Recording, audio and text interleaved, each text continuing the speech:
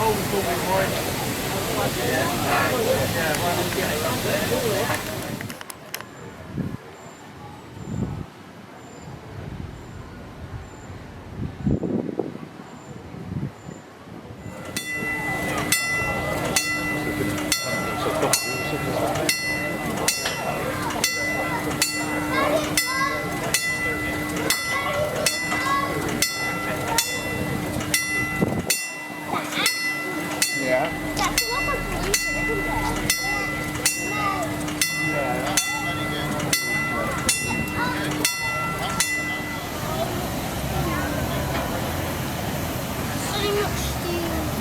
you go.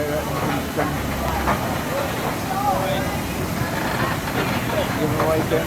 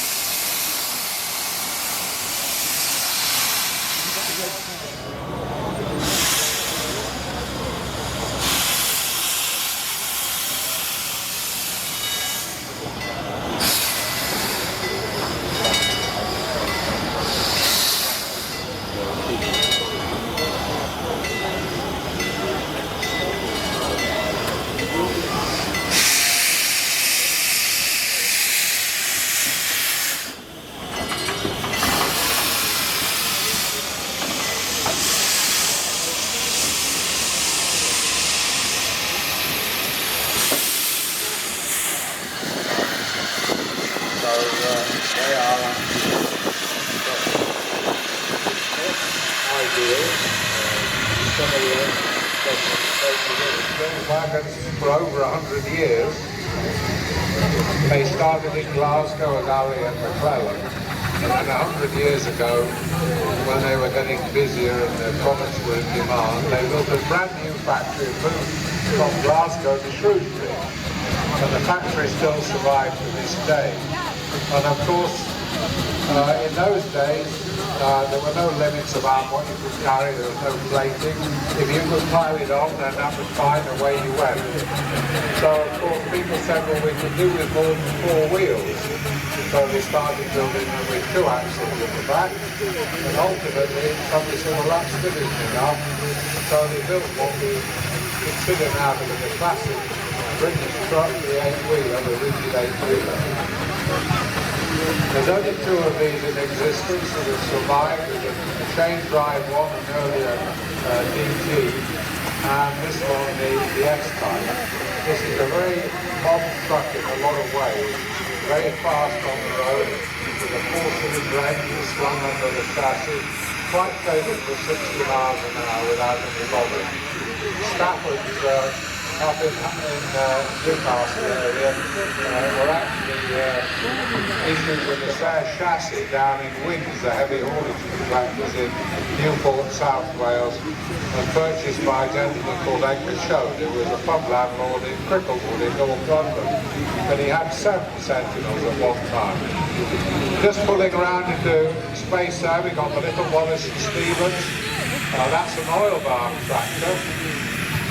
So-called because all the motion runs in oil, you can't see anything going round because it's in an oil bath like a modern tractor. And this was an idea that was unique to Wallace's and one of their sales features, if you like. It gets a bit cramped in here when everybody starts piling it, and you can see the man in the 8-wheeler, you need arm sawing, things of that sort. Clayton and Shuttleworth built in Lincoln. Lincoln was a big manufacturing base for all steam engines. There were 4 manufacturers there, Rustons, Robies, Fosters and Claytons. Now we got this little boat, and his bigger brother just pulling in the line there of Jim Marsh's. The orange painted one, unmistakable in the livery of its original owners. Sarah, Jim's wife, who's firing for him, or one of the girls, said what fun it is compared to the traction engine, because you sit down, it's quite a smooth ride, you get there quite quickly. There's only a couple of them, so that was built to the foam joint, but instead of making things a foot long, we made them 9 inches long, so consequently finished up in a smaller, but very, very classic foam line. It looks like the real thing. Struggled to work out, but in fact it's George V, which people have seen since the 1950s in its other guise in the showman's engine. It started life with the showman's engine, was then stripped down and went on the heavy haulage, installing boilers, worked for Hickey's in London, then went back to being a showman again, started with the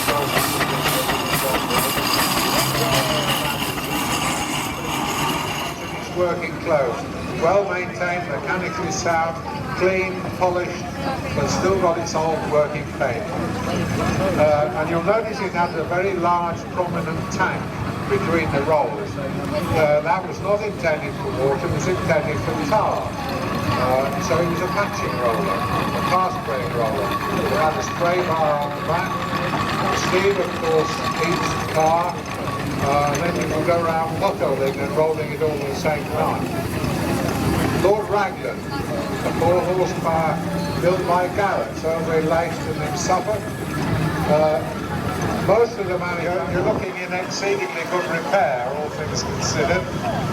Our only ploughing engine we have here, only ploughing engine we've got here, Avis, has come home again.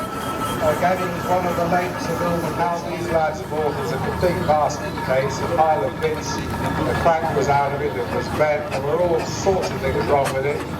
And they worked on it for quite a few years and got it up together. And then finally it came to Dorset, the great Dorset steam bearing primer, when they ran it in and put it on some loads and really gave it some stick, and they were happy with everything was working. They did it every change.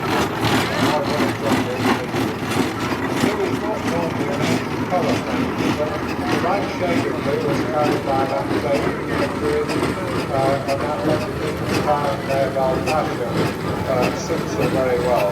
That and the flying engine built by John and Henry McLaren, the Midland Oil Engine Works in Leeds. They were right next door to John Fowler's, and the two were absolute deadly rivals in every respect. Fowler they had in those days.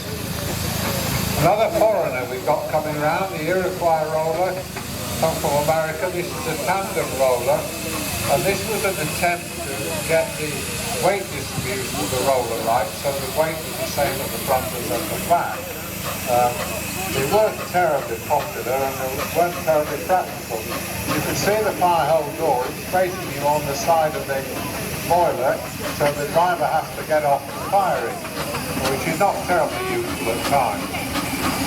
Now we've got a little burrow tractor. We looked at Lord Raglan earlier, the little garage tractor.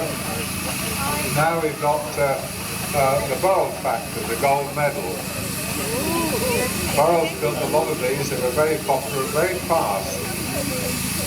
Burrell tractors carried a third speed, most of the other tractors. Now, we talked about road locos, and we talked about agricultural engines, and the difference is quite simple. The agricultural engine is the most basic form.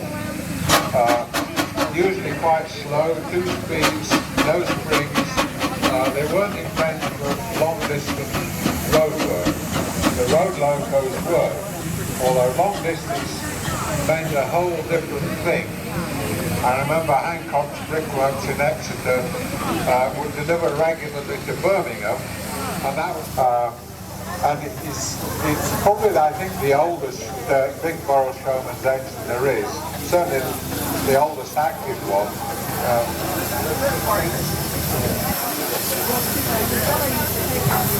Well, yes, somebody said, what years are they?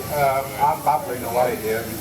Really, all of these engines were built between 1900 and 1934. 1934 was the very last one. The vast bulk of them would be 1910s, 1920s. As I say, Britannia, probably one of the oldest ones we got here is 1904. Triumph is a much later one, the one that's coming along now, built by the AGE combine, which included Burrell. That is actually, but it carries the classic Burrell colour scheme there, described as Quaker green with chocolate wheels. Very, very Burrell.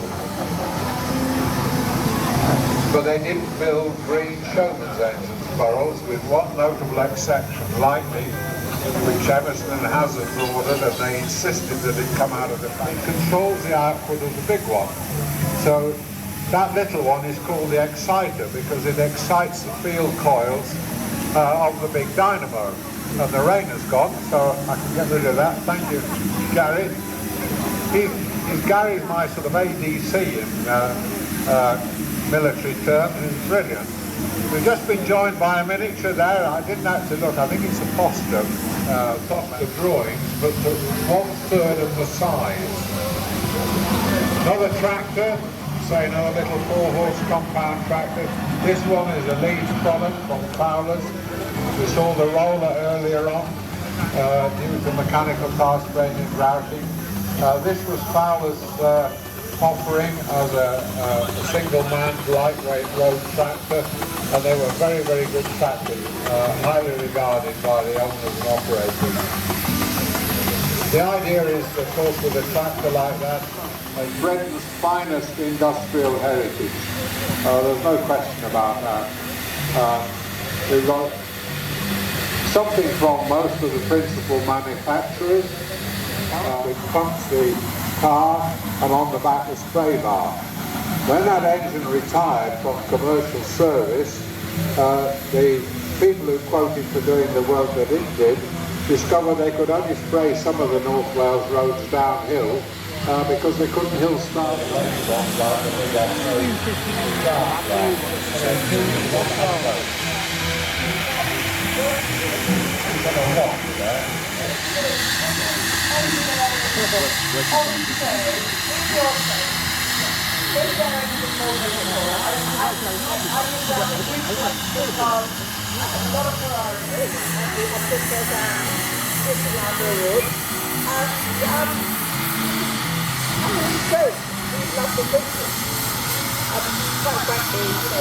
If I were allowed to go and sit on one of those ones, it's well worth every penny of it. When you start wanting new tyres, Dennis Smith is here with his engine on his way here.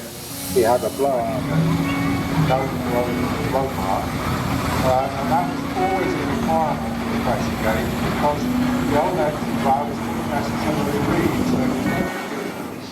This locomotive has been subject to major refurbishment and has now been turned out in Andrew.